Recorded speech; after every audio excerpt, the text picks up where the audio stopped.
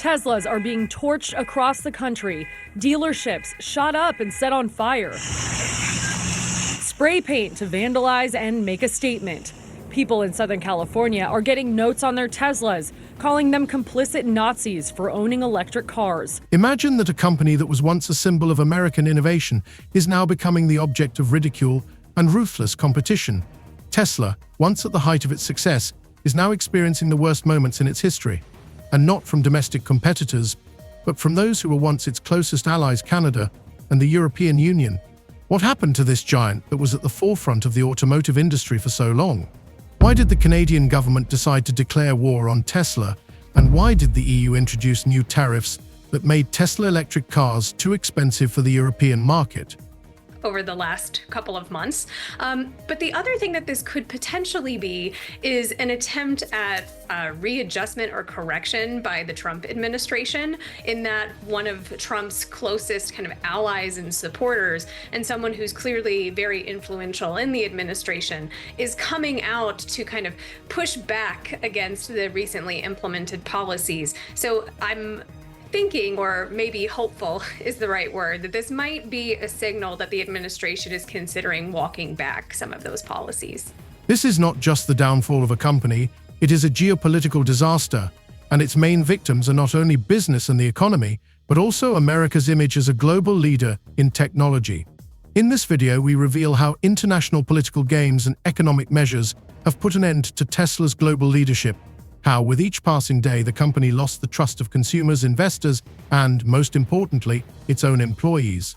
Is this really the end for Tesla? And with it, the fall of one of America's most iconic symbols. That's from the European Automobile Manufacturers Association. People just choosing with their wallets to not buy Teslas because of that Musk-Trump association. And actually here in London, an activist group called Everyone Hates Elon actually have been hacking bus stop signs with posters. I actually passed one yesterday. First, I wasn't quite sure what was happening, but it said the words 0 to 1939 in 3 seconds. Illusion here, 0 to 60 in like 3 seconds or something. But this poster was alluding to the start of World War II, and the image was of Musk giving that hand salute that we saw at Trump's inauguration that many have attacked as a Nazi gesture. Musk, though, has neither admitted or denied what he was doing. But we're seeing the knock-on effect of that anti-Musk anger across Europe and in terms of sales. But the story doesn't end there. As soon as Tesla faced financial and political blows, a new player entered the arena, China's BYD. Once a lagging brand, it is now playing an aggressive game on the global market, capturing positions that once belonged to Tesla. While Elon Musk finds it increasingly difficult to justify his actions, his competitors are not only stabilizing their positions but also becoming the strongest players in the electric vehicle market. And all this has happened before the eyes of the whole world. How is this possible? Why are world leaders no longer afraid to do business with America? What has changed in politics and economics that a country that created Tesla now finds itself in danger of being excluded from global trade deals? 371, most were saying 350 to 360. Now they're coming in at 336,068, production of 362,615. So for some point of reference here, you're going back to Q2, maybe Q1 of 2022 in terms of the last time that they had production this or deliveries this low for one quarter. So again, Tesla deliveries worse than expected at just over 336,000 deliveries in the first quarter. Guys, I'll send it back to you. That's horrible. Can I just ask Phil, how about the Cybertruck? How's that doing? You got a little inventory there in the Cybertruck? Tesla, once mighty, is now becoming a symbol of failure, and the fall of this company has become not only a personal tragedy for its founder, but also a blow to the very concept of the American dream. How did a dream come true turn into a nightmare? We will show how behind this lies a whole network of political and economic moves that began to unfold many years ago, and how the consequences of these moves have changed not only the future of Tesla, but also the global economy. Stay with us to learn all the details of this remarkable story and how it will open up new perspectives for the future of the global automotive industry. outperforming as well in some cases, doing better than Tesla. And you just have to think, how much more is this a sustained issue for Tesla going forward, given the fact that you have Elon Musk, who's been very forthright in his opinions, particularly weighing in on politics, particularly in Europe. We've just had the European elections, which Musk has been very focused on.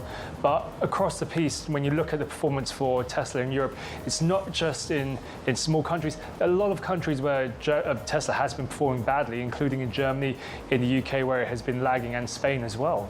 Tesla, a company once considered the flagship of the American technology industry, is now experiencing one of the biggest crises in its history. In 2025, when everything seemed predictably successful for the company, Tesla's shares began to plummet. A 6% drop in 1 week was just the beginning of a devastating financial process that threatened to cost the company hundreds of billions of dollars. The reasons for this crisis go back a long way, and one of the main ones is targeted pressure from foreign governments, which caught the company off guard. Well, you will hear people over in Europe say the new Model Y, the Juniper, could be a difference maker, but that's been in that market now for more than a month. And you would think that you'd see a greater snapback if it's going to be a difference maker. Look, we could be wrong. It could be a difference maker once you get the sales for April, May, and June. But when you have a country like Norway, I think the sales were down something like 11% there. I mean, that's a very savvy EV consumer in Norway. And that's long been a strength for Tesla. Very small market, not huge volume, but I think almost all of the vehicles they sell there are electric. And they embraced Tesla long before others. And, you know, the reports there are not encouraging. For a long time, Tesla was considered not just a successful business, but a symbol of progress and innovation. All changes from electric cars to solar panels were associated with the name Elon Musk, who became the embodiment of American entrepreneurship. However, as is often the case with the greatest, the stars on his path began to fade. This was especially true against the backdrop of what was happening on the international stage. Tesla's decline cannot be explained solely by the economic cycle or competition within the US. Tesla was the target of a deliberate attack orchestrated by its traditional allies, Canada and the European Union. But what happened? Why did such close partners of the US, such as Canada, decide to strike at Tesla? The answer lies in the politics and economies of these countries. Canadian leaders, sensing that Tesla was starting to take too much of the domestic market, began to act decisively. While the company was largely supported in the Canadian market, thanks to tax breaks and federal subsidies, in 2025, to everyone's surprise, the Canadian government removed Tesla from the list of companies eligible for federal discounts on car purchases. This measure increased the cost of Tesla vehicles by several $1,000s, making the brand less affordable for Canadian consumers. After Trump imposed those sweeping 25% tariffs on aluminum and steel imports, the European Union retaliating with tariffs on up to $28 billion of U.S. goods. Trump making it clear this isn't over, vowing to respond in kind with sweeping retaliatory tariffs early next month. They're doing what they should be doing, perhaps, for the European Union, but it does create ill will. And as you know, we're going to be doing reciprocal tariffs. So whatever they charge us, we're charging them. Canada also striking back with new tariffs on $20 billion worth of U.S. goods, mostly steel and aluminum, but also computers and sporting goods. But that was only the beginning. The next step was to freeze $43 million that was supposed to be paid to local dealers as part of government subsidies. Numerous protests from business structures and political figures were not long in coming. These measures will deal a severe blow to Tesla's profits in Canada, because with the disappearance of financial incentives to buy, the company is losing one of its most profitable markets. Instead of escalating the situation with the government, Elon Musk decided to follow his usual path and made public accusations against Canadian officials, which only exacerbated the crisis. The situation in Europe developed along similar lines. European countries that had previously welcomed Tesla and provided it with numerous tax breaks to support the transition to electric vehicles also began to severely restrict its presence in the market. Starting with France and Germany, and then other EU countries, new tariffs were introduced on cars manufactured in the US. These duties on American electric cars, such as Tesla, significantly increased their cost, forcing the company out of a market that had previously been one of its most important. Tesla suffered particularly in Germany, where local car manufacturers such as Volkswagen believed that the time had come to take the market away from Tesla, and they succeeded, as European governments began to provide subsidies not to Tesla, but to local manufacturers, which further exacerbated the American brand's situation. Interestingly, despite the fact that the EU's subsidy policy remained generally favorable to the environment, in the case of Tesla, it was decided not only to remove it from subsidies, but also to reduce access to infrastructure for American manufacturers in general. Even public statements by European ministers directly linking Musk to the Trump administration turned Tesla from a business into a target of political pressure. Canada, the largest supplier of steel to the U.S., slapping new tariffs on $20 billion worth of U.S. goods that are sold in Canada. And the 27 countries of the European Union imposing retaliatory tariffs on up to $28 billion worth of U.S. goods sold in Europe, including Harley-Davidson motorcycles and Kentucky bourbon. President Trump with the Irish Prime Minister visiting the White House today. The president suggesting his tariffs won't stop here, saying, "Of course, I'm going to respond." And tonight, right here, the new poll showing 56% of Americans disapprove of President Trump's handling of the economy. The number's even worse now on the president's tariffs. A few months after these steps were taken, it became clear that Tesla was losing not only international markets, but also the trust of local consumers. Moreover, at the same time, the American market, which had recently seemed invulnerable, began to show the first signs of collapse. Social media forums and even real protests outside Tesla stores began to show that Musk's reputation and that of his company were rapidly deteriorating. Outraged customers, concerned about the environment and the price of cars, began to refuse to buy Tesla vehicles en masse, despite the company's reputation as a world-changing company. Against this backdrop, Tesla's internal problems grew worse with each passing day. Investors who had put money into the company began to lose faith in Musk, and his decisions began to be seen not as brilliant strategies, but as actions that only exacerbated the crisis.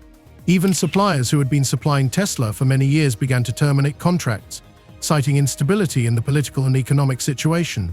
All this caused huge disruptions in production and a rise in car prices, which only exacerbated the company's financial problems. Tesla thus found itself in an extremely difficult situation, facing not only international pressure, but also internal economic problems. All this happened in a matter of months, a few steps that proved fatal for a company that was once perceived as an indestructible giant in the tech-trackable and automotive industries. The attention Tesla received from global political players not only destroyed its business model, but also overshadowed the brand's brilliance on the world stage. We begin with the president's trade war escalating tonight. This evening, the retaliation against the United States, Canada, and the European Union responding quickly, just hours after President Trump's 25% tariff on all steel and aluminum coming into the United States. Other, more traditional consumers, those who had previously seen Tesla as the embodiment of affordable and innovative technology, faced a different problem. Tesla's products were becoming less affordable due to rising prices, which were the result of the economic sanctions and tariffs we have already mentioned. Against the backdrop of rising prices, many Americans who had dreamed of owning a Tesla now realized that they could only afford cheaper alternatives. Musk, who was increasingly embroiled in public scandals and making controversial statements on social media, only exacerbated the crisis, adding fuel to the fire of the protesters.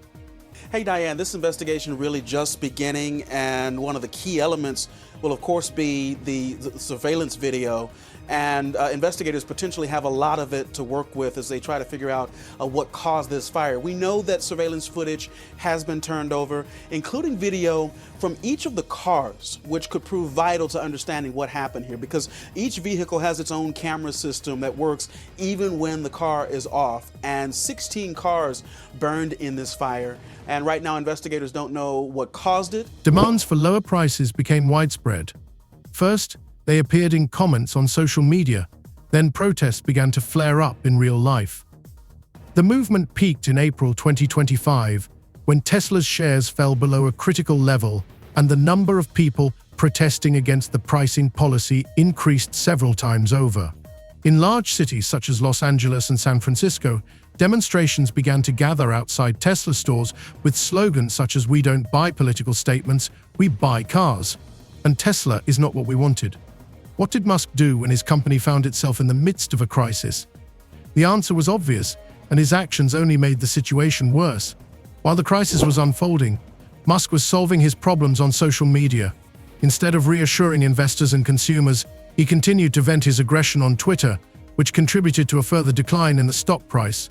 His statements, such as "If you don't like volatility, don't buy Tesla and we're not asking you to agree with our views," only added fuel to the fire, and investors began to turn their portfolios away from the company. And police in Italy are investigating possible arson after a fire destroyed more than a dozen Tesla vehicles. Elon Musk is calling the incident at a Rome dealership terrorism. This comes as Tesla has been the target of recent protests around the world. Musk, a master of communication and PR, found himself embroiled in a public conflict that not only failed to solve the problem, but also exacerbated it. Instead of working with experts, offering concrete solutions, and working to improve the company's public image, he continued to turn his public scandals into a show where the company's image was gradually destroyed. And it was noticeable. The stock market crash was catastrophic for investors. In just 1 month, from the beginning of spring 25, Tesla lost more than 20% of its market value. And with each passing day, the situation became more tense. This was not just a business crisis, it was a crisis of confidence. When Musk, instead of taking responsibility for the consequences of his actions, began to blame external forces and accuse political leaders of other countries, his behavior began to look increasingly insane and inadequate. In fact, he became a controversial figure who embodied everything that was wrong with a business built on ideas that were not backed by a stable strategy. But the company's crisis was not limited to market and consumer problems. Serious personnel issues began to arise within Tesla itself. While Musk was embroiled in public conflicts, his team began to lose faith. Many key employees began to leave the company, unable to withstand the pressure and instability that reigned within. Employee expectations did not match reality. Managers and engineers who had once supported Musk began to doubt his ability to lead the company forward. All this led to significant staff cuts, layoffs, and mass exodus, which in turn only exacerbated the crisis. But they are not ruling out the possibility that this was arson. At the same time, as you just mentioned, there are groups that have been organizing ongoing and peaceful protests at Tesla dealerships around the world. These demonstrations targeting Elon Musk and his affiliation with the Trump administration. Italy's prime minister is said to be close friends with Musk, and there were reports that Teslas have been vandalized in her hometown in Italy. Diane. Once upon a time, Tesla was an example of how ideas and ambition can change the world. But in 2025, the company was no longer the brand that millions admired. Instead of a revolutionary technological leader, Tesla had become a battleground for political wars and economic manipulation. Against this backdrop, interest in the brand began to wane, and its future looked increasingly uncertain. Musk's actions, his behavior on social media, and his interactions with the market only accelerated this process, and with each passing day, his influence weakened.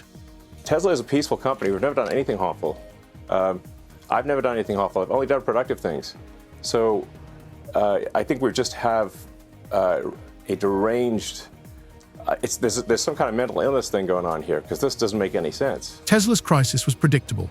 For all its ambition and drive for innovation, the company has always depended on stable and reliable supplies, especially when it comes to important components like lithium for batteries or semiconductors needed to make cars work. And that's where the problem started. Suppliers who had previously worked with Tesla on trust began openly demanding higher prices, citing instability caused by political games in the US. Some of them, in particular large Canadian suppliers of raw materials for batteries, sharply increased the prices of their goods, while others simply refused to continue deliveries, citing political instability and economic uncertainty. All this led to Tesla's production lines starting to slow down. Over several months in 2025, the company faced serious delays in component deliveries, which immediately affected production volumes. Production volumes fell by 35% in the first quarter, and this undoubtedly affected Tesla's market position. Leading European companies such as Volkswagen and Renault took advantage of this moment to strengthen their positions in the electric vehicle market, and with each passing day they became more attractive to consumers who no longer had to wait months to receive their Tesla cars. KTLA's Samantha Cortese joins us live with more on the wave of vandalism in protest of Elon Musk and his role in Washington. Sam? Hi, Sharon, Micah. The ATF and FBI are collaborating with federal, state, and local law enforcement to investigate acts of domestic terrorism surrounding Teslas. With each passing day, it becomes clearer that Tesla was not just losing market share, its name was no longer synonymous with cutting-edge technology. Even in countries where Tesla was once on a pedestal, it was being replaced by more stable and predictable players.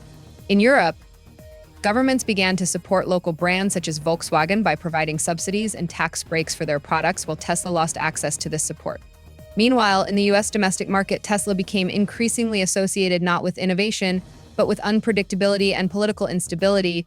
Musk, once a symbol of progress, now came to be seen as someone who was incapable of handling the task entrusted to him.